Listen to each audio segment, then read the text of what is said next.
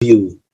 And during the interview, they might ask you to solve a case because they want to know your critical thinking. So in order for you to solve an issue at workplace, there is one method which we call STAR, S-T-A-R, for example. And remember, there are different approaches of settling cases at workplace. Ada guna situational approach, ada guna behavioral approach, and so on. Itu you have to refer back to your full notes. Okay, so that is the first thing I want to share about the STAR. Yeah, so this is the further lah. Ini slide ni menunjukkan detail of what actually take place in situation, task, action, result, and reflection. So dia ada double R. R ni reflection, tambahan kepada the overall. So reflection ni boleh jadi convert kepada conclusion, for example. And then also in the career communication, the topic about how are you going to sell yourself. So last time and during our classes on the relevant topics, few other weeks ago, I share about LinkedIn. Yeah? So LinkedIn. LinkedIn is something that most employers are using when they want to headhunting. Headhunting ni maksudnya kadang-kadang ada employer, majikan, dorang memerlukan kaki tangan dengan kadar segera to fill up specific vacancy in their organization. Kamu tidak sempat era dulu-dulu ya. Era dulu-dulu pengiklanan dibuat melalui newspaper. So bila newspaper ni, employer mengeluarkan iklan kerja, then employees apply. But nowadays, employer dia tidak akan tergerak untuk mengeluarkan iklan. Kerana most of employers, they want to save costs. No save costs. So what happen is they go to the LinkedIn. Dorang tengok talents that can work with them. So that is the reason why when you are at the stage of looking for a job, normally kalau macam you all still in year 1 kan, tidak begitu mendesak lah. Tetapi I encourage you all to bina your profile. Bina your profile starting from today's untuk LinkedIn ini. The strategy of profile in the LinkedIn as what I shown in the slide. Bagaimana sebenarnya kita memastikan our marketing of ourselves is clear, smooth, and so on. So mesti ada profile picture. Profile picture tu mesti gambar yang smart. As long as kamu memakai pakaian yang sopan, kemas dan sebagainya lah. Don't take it for granted. Who knows, your luck, employees nampak kamu di tahun 1. Lepas tu, tahun 2 pun nampak kamu look professional like that. And finally, your 3rd year. So, dia akan tengok your previous record. So, it is easily for you to get in line in the job vacancy when available. Okay, and then ada about to is about you. And a little about yourself. Content, as I said last time, try to share good notes, share by others. The impression on you will be built until you go for a job and so on. Yang baik. And don't forget networking. During our class last Friday, I share with you that it is okay for you to PM, private message, any important person in the LinkedIn, potential employers. Show your interest about their organization. Lama-lama dia akan identify you. Bila you nampak CEO, good employer post something in their wall, you like it, comment sikit. So they will alert about you.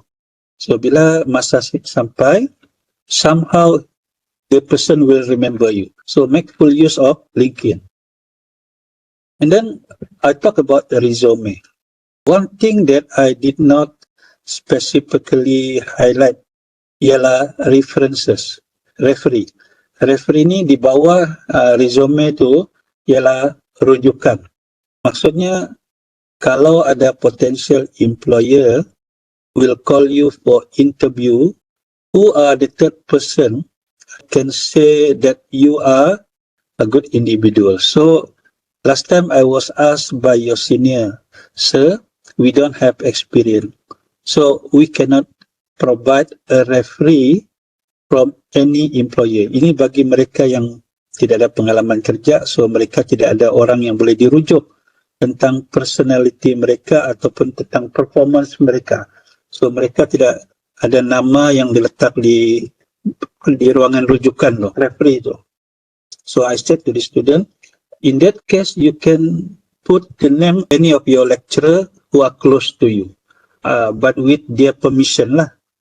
For example, kalau kamu mau letak nama saya kan, kamu kena tanya saya dulu sama ada saya sudi ataupun tidak. Begitu. Maksudnya di sini ialah di ruangan reference tu, kamu at least kena ada 2 orang ya. Orang simpan pengalaman dia kerja part time, for example, during intern company, who is the manager or who is the officer in charge. So itu satu referee. Satu lagi your close lecturer, ya. Yang boleh yang mengenali anda sebab majikan dia akan hubungi by random. Dia akan hubungi referee itu to verify whether you are who you are in the resume. So resume ni dia ada 3 jenis ya. Dia 3 types of resume. The first one is chronological.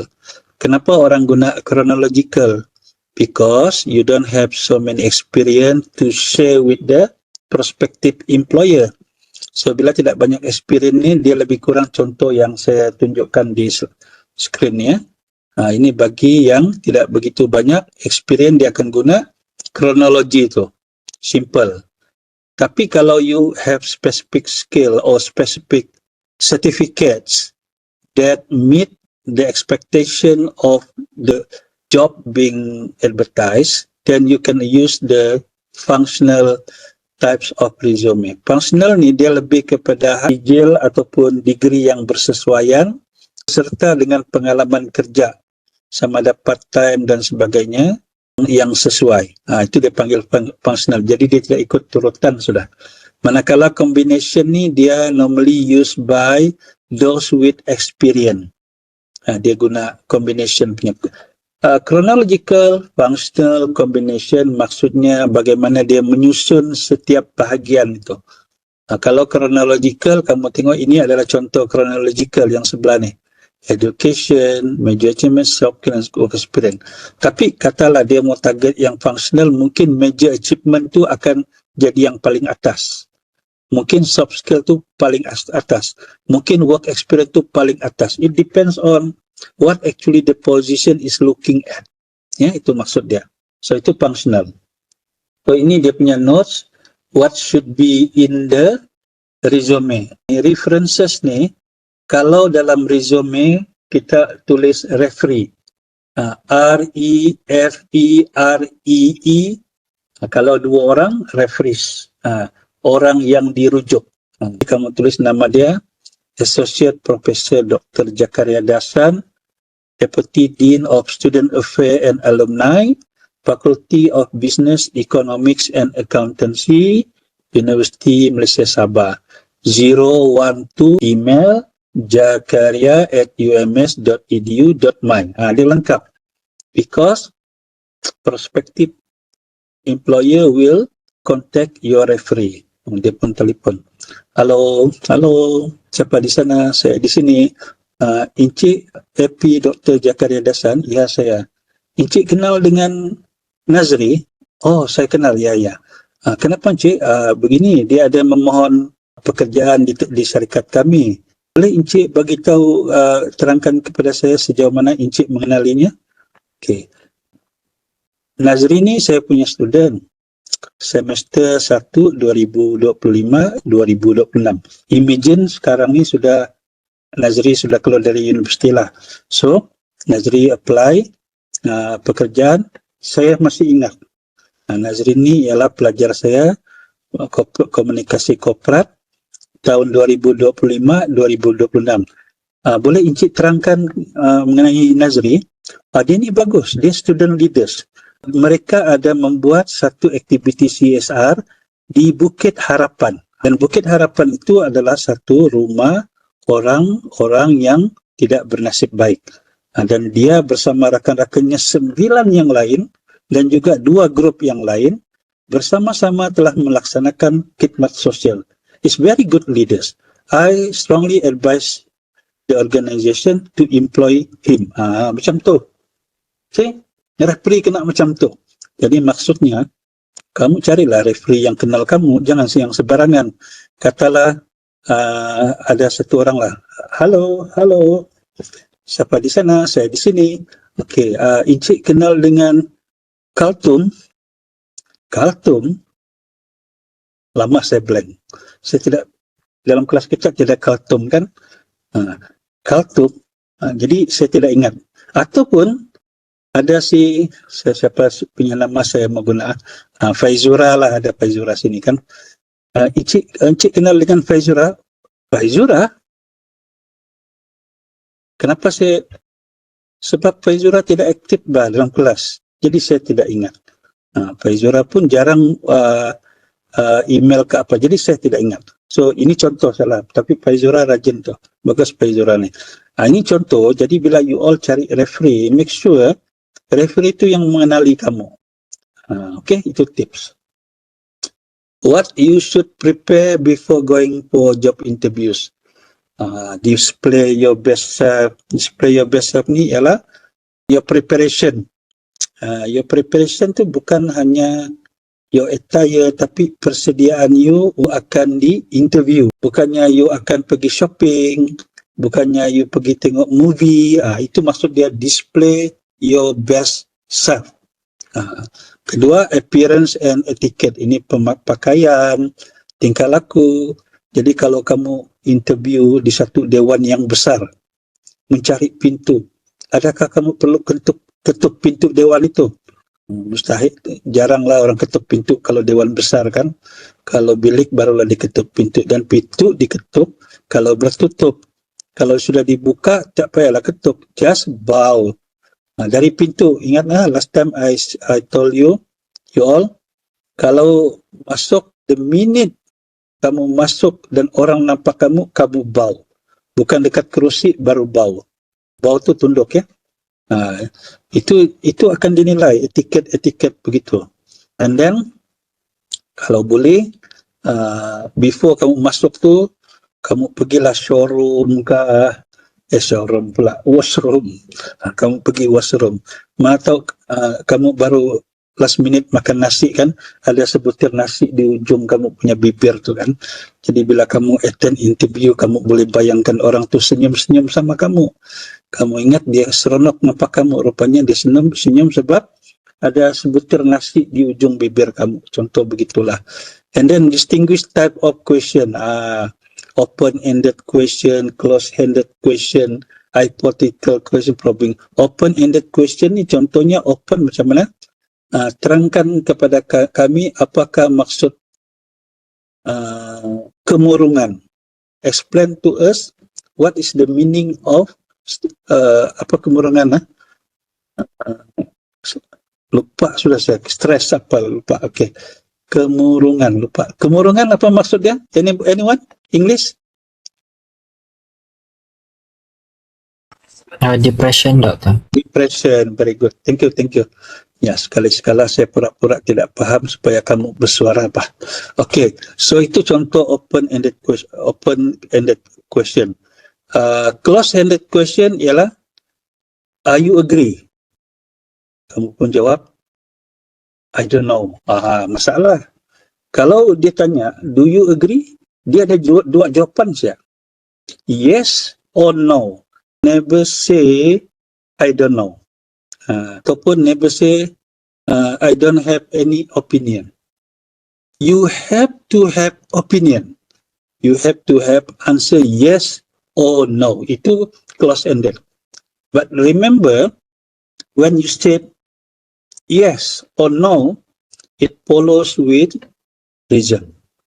Hypothetical question ni soalan-soalan yang, do you think criminal cases, because we have so many illegal immigrants?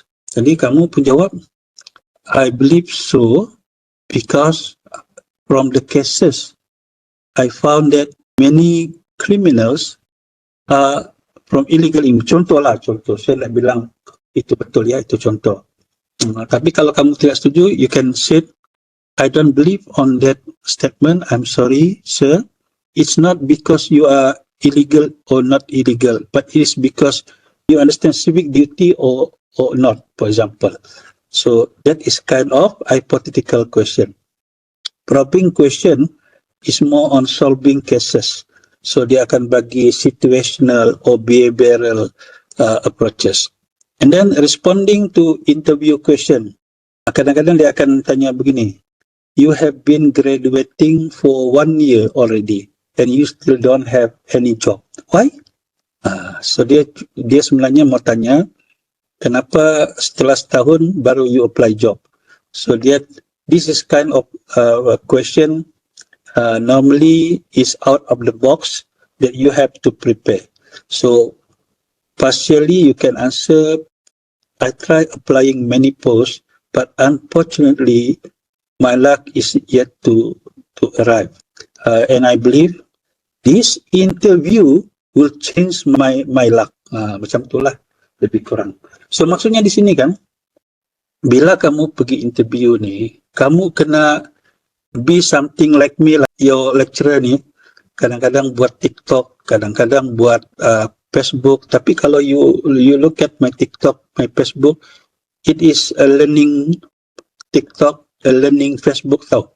Dia bukan, it's not about me, it's about something that out of my normal duty as lecturer. Saya berminat yang begitu sebab I try to bring everyone punya focus on good things. This is how I mesmerize my critical thinking. Sebab itu kadang-kadang kalau saya dibagi mikrofon, saya boleh spontaneous. So attending interview is like you are holding the microphone. You can say anything when people are asking you. That one need exercise.